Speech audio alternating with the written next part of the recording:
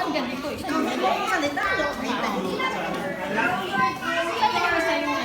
Video unsay gyud sa napatan kay ako na kopyahon. Mao gani. Oh. Gyud sa pagluto.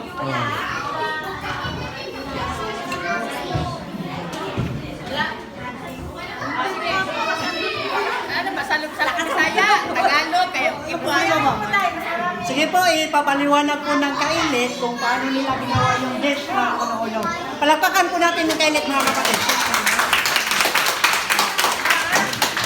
Ibang dish namin, ang pangalan nito is, basahin mo. Konomiyaki. Okay. Sa Bisaya, Tagalog, ano yan? Repolyo na may